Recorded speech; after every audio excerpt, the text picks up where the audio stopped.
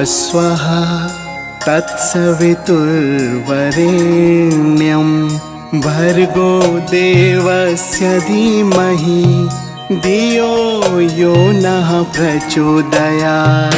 ॐ भूर्भुवस्वः तत्सवितुर्वरेण्यं भर्गो देवस्य धीमहि धियो यो नः प्रचोदयात्।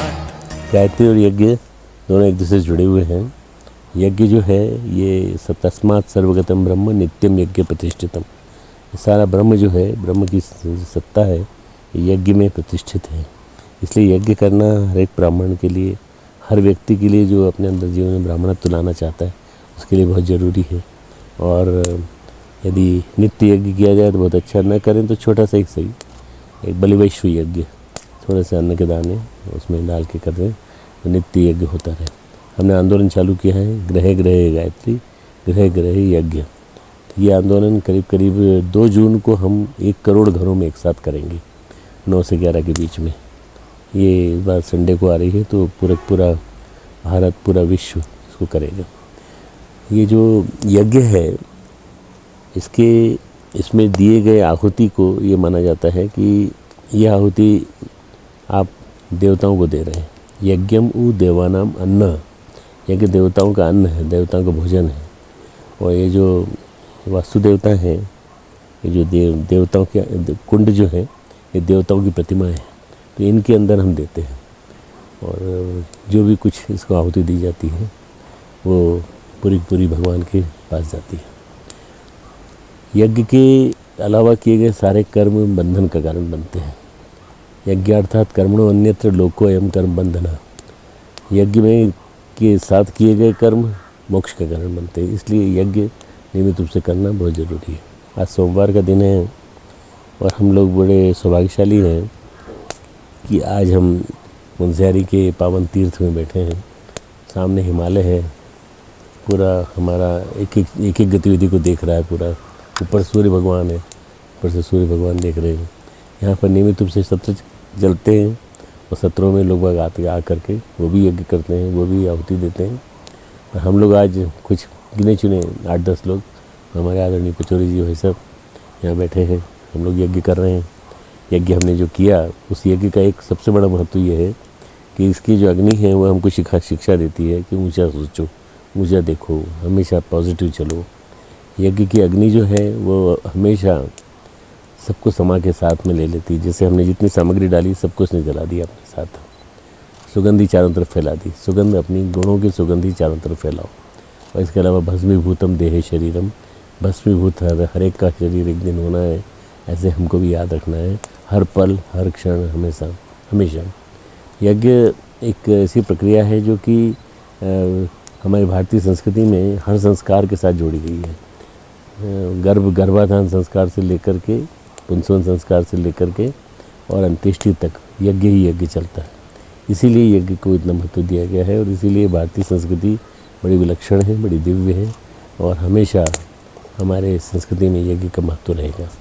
इस यज्ञ को आज हमने एक विशेष उपक्रम के रूप में जस्ट याद आया कि अपन यज्ञ भी कर लेते हैं। यहाँ पर थोड़ी देर में पानी गिरने वाला है, इसलिए हम लोग अब यज्ञ को यहाँ पर भगवान से प्रार्थना करते हैं।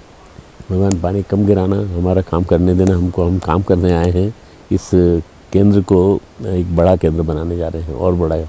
तो ये केंद्र जो है प्रतिष्ठित हो जाए, स्थापित हो जाए और यहाँ आने वाला हर आदमी ये महसूस करे, चाहे वो अमेरिका का हो, चाहे वो ऑस्ट्रेलिया का हो, कहीं का भी हो, महसूस करे कि उसको यहाँ विशेष ऊर्जा मिल रही है। हमारे आराध्य देव गुरुदेव वंदनीय माता जी हिमालय में विराजमान है, ऐसे हमारी मान्यता है। उसी के अंदर बैठे हैं और इस हिमालय में ही उनके हम दर्शन करते हैं। तो हिमालय के सामने हमने यज्ञ किया। यज्ञ भगवान हमें आशीर्वाद दें, यज्ञ भगवान हमें पावन मार्ग पर चलाने की प्रेरणा दें। यज्ञ रूप प्रभु हमारे भाव उज्ज्वल कीजिए, छोड़ देवे छल कपट को मानसिक बल दीजिए।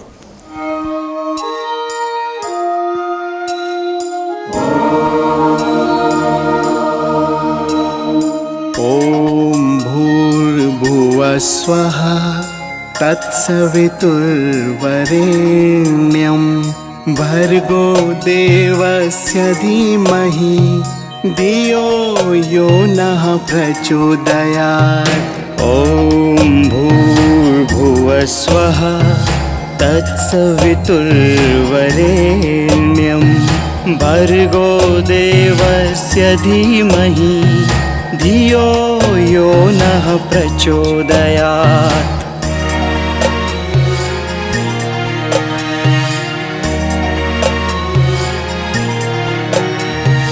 ॐ भूर्भुवस्वः तत्सवितुर्वरेण्यं भर्गो देवस्य धीमहि धियो यो नः प्रचोदयात्। मुनस्यारी का साधना स्वावलंबन केंद्र और उसका सबसे नीचे का रोड जो लोअर रोड है, लोअर रोड के एंड पे हम लोग बैठे हुए हैं, मैं और विष्णु जी, और एक टेगरी सी बनी हुई, इस टेगरी के ऊपर बैठे हुए हैं। ये टेगरी कैसे बन गई, जैसे आप ऊपर की तरफ देखेंगे तो आपको पता चलेगा कि सबसे ऊपर जहाँ पे एक शेड सा दिख रहा है, वहाँ श्रद्धेय डॉक्टर साहब इस समय बैठे हुए हैं और वो हमारा इंतज़ार कर रहे हैं। उन्होंने कहा कि आप नीचे ऊपर से जाइए नीचे तक और देख के आइए। वहाँ से लैंड स्लाइडिंग हुआ है 2018 में, जो बारिश आई थी बहुत तगड़ी, उस तगड़ी बारिश में लैंड स्लाइडिंग हुआ है और खूब सारी जगह हमारी बह कर के नीचे आ गई और उसी की ये मिट्टी जमा है जिसके ऊपर हम बैठे हुए हैं। हमारे बगल में झरना चल रहा है और झरने का पानी धीरे धीरे रिस करके उधर से आ रहा है, उसको भी हमको रोकना है। रोक करके इस पानी का निष्कासन भी होना चाहिए और वाल भी बननी चाहिए। तो ये एक हम तो वाल बनाएंगे, तो वाल की काफ़ी हाइट रहेगी इसमें। यहाँ पे पोराचों की शिविर अब शुरू होने वाले हैं और शिविर से पहले इस साधना केंद्र को फिर से एकदम सक्रिय बना देना है, ज्वलंत बना देना है, जिससे कि आने वाला जो हमारा साधक है वो उत्साहित होके जाए और यहाँ की जो चेतना है वो लेकर के जाए और चेतना से अभिभूत होकर के जाए। इस तरह का हमारा प्लान है। 25 मार्च का 2019 का पावन दिन, सोमवार का आज यह मंगल मुहूर्त, श्रद्धेय डॉक्टर साहब के साथ इस समय मुनस्यारी में है। पीछे देवात्मा हिमालय, पंचचूली, नंदा देवी और त्रिशूल पीछे। श्रद्धेय डॉक्टर साहब की विशेष अभियान के तहत यहाँ पर आए और एक पूरा सर्वे उन्होंने यहाँ पर किया। निश्चित रूप से ये मुनस्यारी हमारा केंद्र है, हिमालय का ऐसा केंद्र सिद्ध होगा जिसमें लोग साधना को अपने जीवन में उतारेंगे, यहाँ से साधना सीख करके जाएंगे श्रद्धेय डॉक्टर साहब श्रद्धेय जी के मार्गदर्शन में। हम लोग अभी यहाँ पर मुनस्यारी के चेतना केंद्र के बिल्कुल एकदम नीचे पे बैठे हुए हैं, जहाँ से चेतना केंद्र हमारा करीब 300-400 फीट की हाइट पर है। इस बार बरसात में काफ़ी बड़ा नुकसान हमारे यहाँ पर हो गया था। बरसात का पूरा पानी केंद्र के अंदर से आकर के और स्वावलंबन सेट के नीचे से आया, तो उसने बहुत बड़ा नुकसान किया, काफ़ी मिट्टी बहा कर ले गया और हमारी दीवारें तोड़ी, पेड़ पौधों का नुकसान हुआ। दोबारा से हम इसका कैसे ठीक कर सकते हैं इसको, उसी के लिए यहाँ पर पूरी टीम शांति कुंज से चल कर के परम आदरणीय डॉक्टर साहब के नेतृत्व में यहाँ पर आई हुई है। गौरीशंकर जी सैनी भाई साहब, इंजीनियर साहब, जो शांति कुंज का पूरा कंस्ट्रक्शन का काम देखते हैं, और उन्हीं के निर्देशन में ये गायत्री चेतना केंद्र मुनस्यारी भी आज इस स्थिति में खड़ा हुआ है। तो पूरा आकलन करने के बाद कई चीज़ें ऐसी हमारे उसमें निकल कर के आई, जिनको यदि हम धीरे धीरे करके रिमूव कर लेंगे, ठीक कर लेंगे, तो अगले दिनों जो साधना सत्रों की श्रृंखला को हम लोग और गति देना चाहते हैं, प्लस यहाँ पर साधकों की संख्या को हम लोग बढ़ाना चाहते हैं, तो उसमें काफ़ी हमको मदद मिलेगी। मांग चूँकि साधना सत्रों की पूरी दुनिया से आ रही है और इतनी जिज्ञासा बढ़ गई है कि जैसे ऐसा लगता है कि एक बार मुनस्यारी साधना करने के लिए हमको जाना अनिवार्य सा हो गया है। यहाँ पर आने वाले साधकों में हम देख रहे हैं पिछले 4 सालों से कि जो परम पूज्य गुरुदेव वंदनीय माता जी से पिछले 30-40 साल से जो जुड़े हुए थे, उम्र के 65-70 के जो मुकाम पर पहुँच गए हैं, उनको जैसे ही मुनस्यारी साधना केंद्र के बारे में पता चल रहा है तो उनकी जिज्ञासाओं को लोग रोक नहीं पा रहे हैं। कहते हैं साहब शरीर हमारा भले इतना वृद्ध हो गया है तो कोई बात नहीं, लेकिन गुरुदेव की उस स्थापना को हम लोग ज़रूर देख कर के आएंगे। तो ये जिज्ञासा काफ़ी बढ़ रही है, उत्साह बढ़ रहा है। साथ ही साथ युवाओं के अंदर भी यहाँ आने के प्रति केवल पर्यटन की दृष्टि से यहाँ कोई लोग नहीं आ रहा है, विशुद्ध रूप से साधना सत्रों के लिए यहाँ पर आ रहा है। यहाँ पर चलने वाले साधना सत्रों का जो क्रम बनाया है साधना का, वह भी अपने आप में एक बहुत अनूठा है।